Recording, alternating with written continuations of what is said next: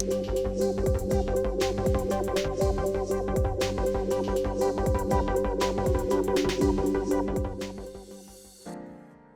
are the biggest cyber risks crypto custodians have to face? Hi, my name is Christian Steinert from the German Federal Financial Supervisory Authority. So, by crypto custody, of course, I mean the safekeeping of crypto assets, and this is mostly done via the safekeeping or administration of private cryptographic keys.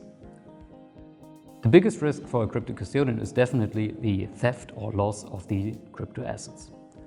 Now, this can happen in a number of cases and in quite some different fashions, but there are some threats and risks that are most relevant. First of all, blockchain brings with it some unique features that crypto custodians cannot really change. First of all, blockchain transactions are final. So that means once an asset has been stolen or has been lost, it's normally not possible to recover the asset, even if you find the criminal that did the theft. Secondly, blockchain has certain challenges regarding anti-money laundering. So it's a very attractive way for certain players, certain global players, to steal crypto assets because it's so easy to launder them. Thirdly, crypto markets are quite volatile. So even the notion of a cyber attack might have influences on certain market exchange rates.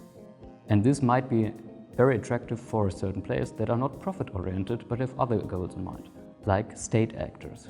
So, in conclusion, blockchain technology in itself is an interesting target for certain high-profile threat actors.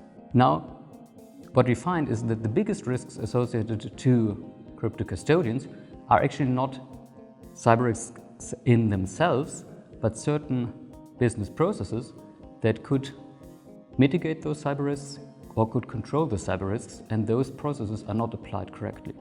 So, for example, you might have inadequate ICT risk management, inadequate ICT business continuity management, inadequate ICT third-party risk management, or simply a lack of required personnel. There is an additional business process that might enlarge cyber threats, and this is the practice of storing large amounts of assets in one single omnibus wallet.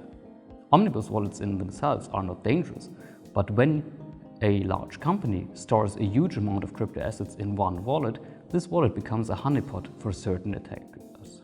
Finally, I want to stress the point of ICT third-party risk management again. Crypto custodians could use third parties for different kinds of purposes. For example, they could procure software or technical solutions, but they could also entrust the third party with the safekeeping of assets themselves.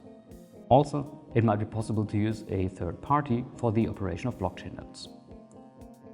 Additionally to the risks I mentioned before, third-party procurement might prove additional challenges for a crypto custodian. For example, it could mean that the crypto custodian in itself loses or never acquires enough technical knowledge to actually understand the custody processes. Secondly, third parties could act from other jurisdictions outside of the European Union. This also brings with it certain challenges. Sometimes with outsourcing, we find that the outsourcing company, the third-party service provider, actually only has lower security standards than the CASP itself. This could be another danger. Finally, we find with outsourcing that there is a large danger of concentration risks. It could be that many custodians over Europe use the same outsourcing company. This might be a large danger.